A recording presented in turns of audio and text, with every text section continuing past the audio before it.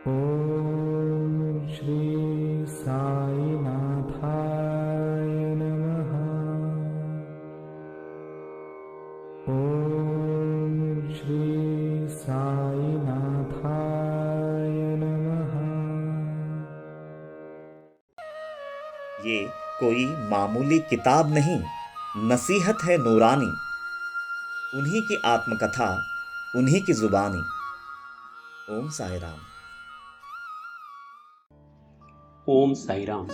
साई सच्चरित के 28वें अध्याय में शिवलिंग और त्रिशूल की एक सुंदर कथा है। इसी पर हम आज विवेचन करेंगे। बाबा का एक मेघा नामक भक्त था जो निस्सिम शिव भक्त था। दूसरे एक साई भक्त नाना साहब चंदोरकर ने मेघा को बाबा की एक छवि दी थी, जिसकी मेघा दिन रात पूजा करता था। इसी तरह मेघा घर में प्रतिमा की और शिरडी द्वारका माई में खुद बाबा की पूजा करता था। एक दिन बाबा ने मेघा को दृष्टांत दिया। इस दृष्टांत में बाबा ने अपने हाथों से अक्षता मतलब चावल के दाने उसके बिस्तर पे फेंके और बोले, मेघा दीवार पे त्रिशूल निकाल। मेघा की नींद खुल गई। देखते ही वो अचंभित हो गया। बाबा ने फेंके हुए चावल के दाने वैसे ही थे, मगर द्वार तो बंद था। फिर बाबा कैसे आए? मेघा तुरंत द्वारका माई गया और बाबा को बताया, बाबा आप तो आए थे, मगर द्वार तो बंद था। बाबा के आज्ञानुसार घर आकर मेघा ने दीवार पर त्रिशूल निकाला। दूसरे ही दिन एक रामदास भक्त ने शिरडी आकर बाबा को शिवलिंग अर्पण किया। वह शिवलिंग बाबा ने मेघा को सौंप दिया। तो साई भक्तों, मेघा को त्रिशूल निकालने की आज्ञा होना और दूसरे दिन शिवलिंग प्राप्त होना, इसका गूढ़ार्थ क्या है, इस पर हम रोशनी डालेंगे।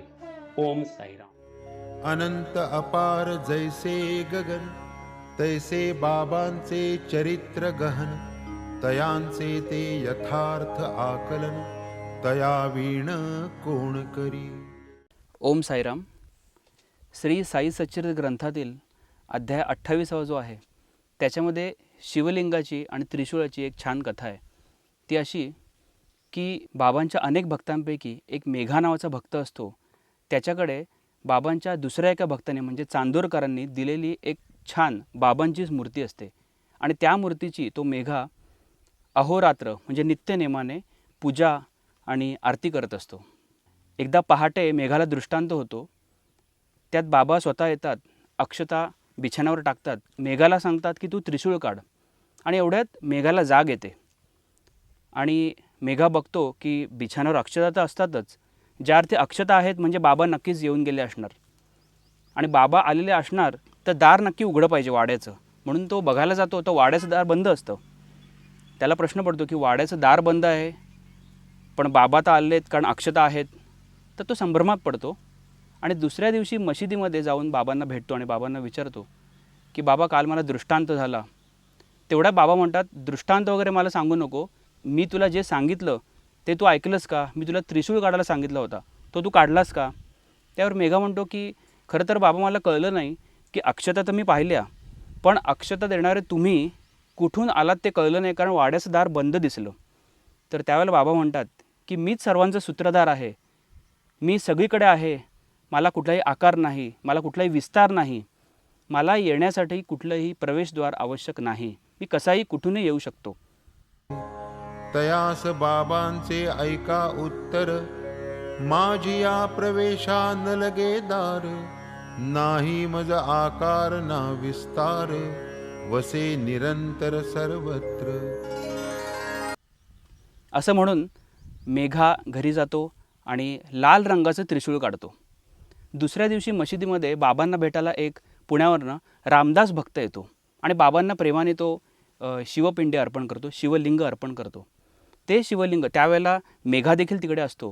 ते शिवलिंग बाबा घेतात आणि मेघाला सांगतात की हे तू आता तुझ्याकडे ठेव, त्याची पूजा अर्चना कर। ऐसे होता लिंग प्राप्त, त्रिशूळ दृष्टांता पाठी अवचित, मेघा तटस्थ लिंगची देखत, प्रेमे सद्गदित जाहला। ते ऐकल्यावर मेघाला खूप आनंद होतो, आनंदाने तो सद्गदित होतो।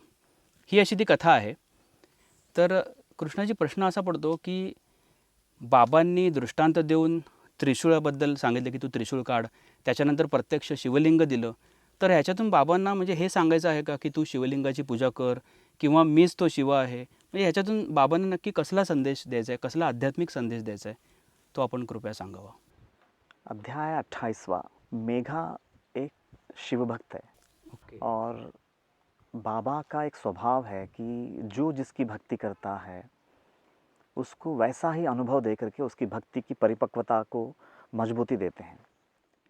ऐसा हा साई महानुभाव, जयामनी जैसा भाव, तया तैसा देऊनी अनुभव, भक्त गौरव वाढवी. ये बाबा का स्वभाव है. लेकिन ये कहानी को ओपन करने से पहले, जैसे कि अभी तुमने बताया कि अध्याय भी बताता है, इसमें त्रिशूल और फिर शिवलिंग की कहानी है. तो ये जो मेघा है वो बाबा की छवि की पूजा अर्चना कर रहे होते हैं पहले से, जी. जब वाड़ा में रहते हैं वो. ओके. उन्होंने मतलब क्लियर कट मेंशन किया है. मैं एक बार वो ओवी ही ले लेता हूँ तो ज़्यादा साफ हो जाएगा. जी. ओवी नंबर 189, चैप्टर नंबर 28. मशिदीत प्रत्यक्ष मूर्ती, वाड्यात प्रतिमा पूर्ण प्रतिकृती, दोन्ही स्थळी पूजा आरती, अहोरात्री चालली. जो मस्जिद में है वो लाइव व्यक्ति में है बाबा. वाड्यात प्रतिमा पूर्ण प्रतिकृति. साठेवाड़ा में नॉर्मली जो लोग, उस वक्त एक ही वाड़ा था, जी. साठेवाड़ा. तो जितने भी भक्त बाबा के दर्शन के लिए जाते थे शिरडी, वो साठेवाड़ा में रहते थे. तो वहाँ पे उन्होंने बाबा की पूर्ण प्रतिकृति, मतलब जैसे मानो लाइफ स्केच बोलते ना, उतना ही बड़ा पोर्ट्रेट रख करके उनकी पूजा अर्चना आरती करते थे. दोनों स्थली पूजा आरती अहोरात्रि चालली.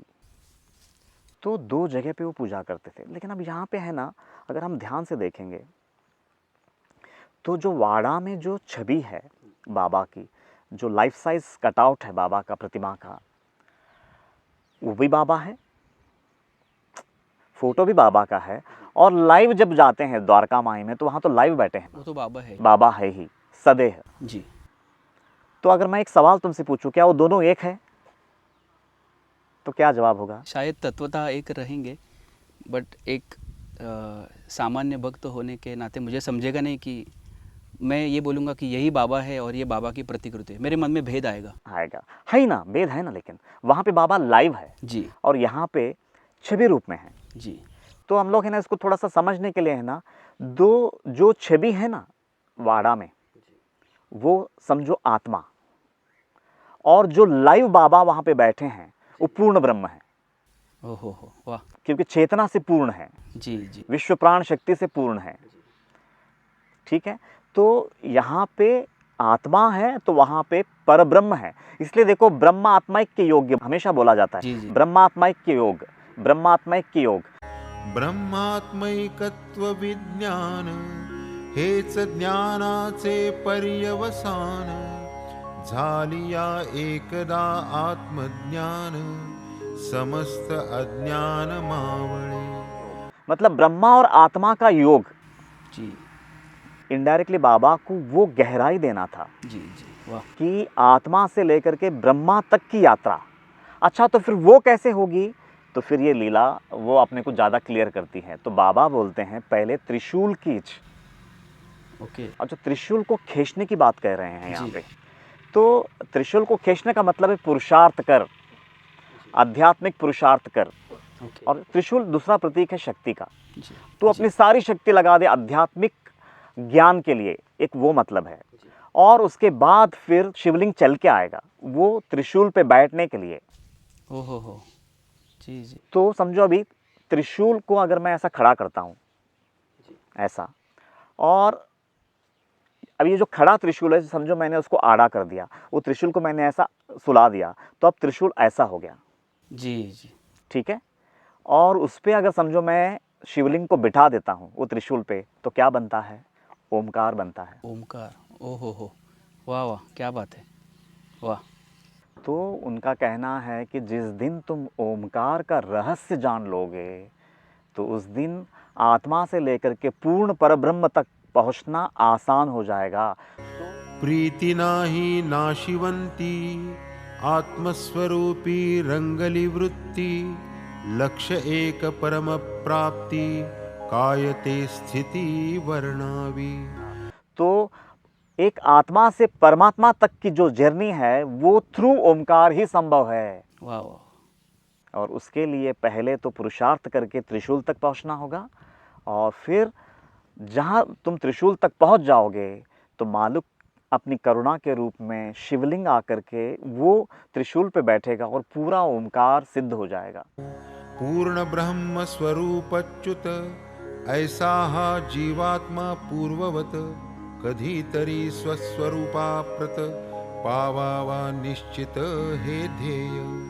तो लेकिन अगर ये ओमकार के बारे में हम लोग जब 50वां अध्याय आएगा तो उसमें बहुत गहराई से मतलब वो ओमकार को ओपन करने का कोशिश करेंगे, जो रोशनी उन्होंने दी है उसके ही दम पे।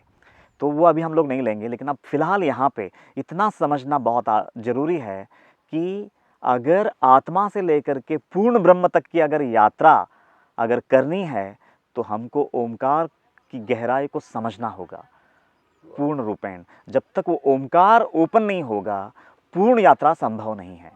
तो वो त्रिशूल और शिवलिंग दोनों जब जुड़ जाते हैं तो ओमकार हो जाता है वो। वाह। और वही एक शिवार्चन है, सच्चा अर्चन है पूरी गहराई से। असो आत्मनिरूपण होता ऐसेच आत्मानुसंधान राखिता ऐसीच निश्चल धरिता आत्मता परमात्मा हाता येईल। तो ये कहानी से ये जान पड़ता है। मतलब बहुत ही गहरा अर्थ बताया आपने। कृष्णाजींचं हे विवेचन ऐकल्यावर हे लक्षात आलं की शिवार्चन, शिवपूजा करावी, शिव महादेव आहेत, पण ते शिवाची पूजा कशी करावी, कशा माध्यमातून करावी, कशा प्रकारे करावी, ह्याच्यासाठी आपल्याला सद्गुरूच हवा। भगवद्गीतेमध्ये देखील ओंकाराला एकाक्षर ब्रह्म म्हटलेलं आहे। अनेक अक्षर आहेत पण त्यातला जो ओंकार आहे तोच मी आहे असं भगवान श्रीकृष्ण देखील सांगतात। तर त्याच्या माध्यमातून त्याची पूजा करूनच आपण आत्मा ते परमात्मा हा प्रवास साध्य करू शकतो असं आपल्याला बाबांनी या लीलेतून सांगितलं आहे। आणि त्याचं स्पष्टीकरण, त्याचा उलगडा कृष्णाजींनी आज सांगितला। खूप सुंदर कृष्णाजी।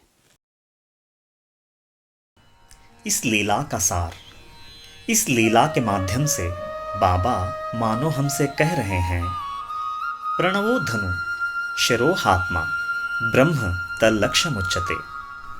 मुंडकोपनिषद के इस गूढ़ श्लोक की गहराई को आसानी से उजागर करना ही इस लीला का एकमेव मकसद है।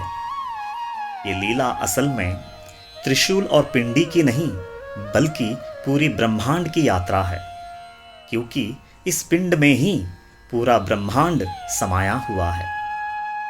ये लीला आत्मा से परमात्मा तक की यात्रा है, और ये लीला भ्रम से बोझल जीव की ब्रह्म होने की यात्रा है। और ये कभी न भूलना, मेरे इस साईं सच्चरित का एक ही मकसद है, और वो मकसद 20वें अध्याय का ये वो भी है। पूर्ण ब्रह्म स्वरूपच्युत ऐसा हा जीवात्मा पूर्ववत कधीतरी स्वस्वरूपाप्रत पावावा निश्चित है ध्येय। पूर्ण ब्रह्म स्वरूप से पतन होकर हर जीव या हर जीवात्मा फिर से अपने पूर्ण ब्रह्म स्वरूप को कभी तो पाएगा। यही मेरे और इस साईं सच्चरित का एकमेव मकसद है। सर्व वेदांचे जे सार, प्रणव स्वरूप तोच ओंकार, तयाचा सार्थ जो निर्धार, तोच विचार महावाक्याचा। अंत में इस लीला पर मेरा हृदगत यही कहता है, ये त्रिशूल और पिंडी का मेल ये महज कोई इत्तेफाक नहीं, ये तो ओंकार है, और ये ओंकार ही तो इस पिंड और पूरे ब्रह्मांड का शिल्पाकार है।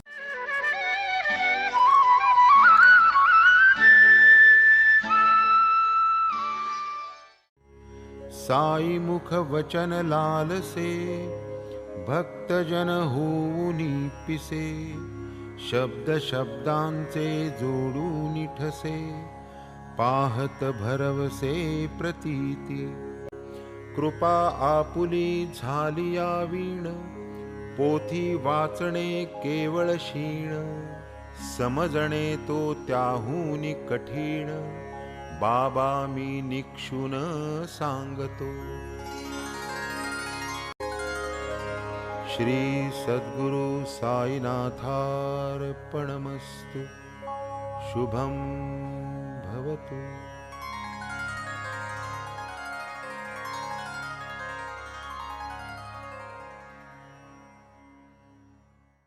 श्री सच्चिदानंद सद्गुरु साईनाथ महाराज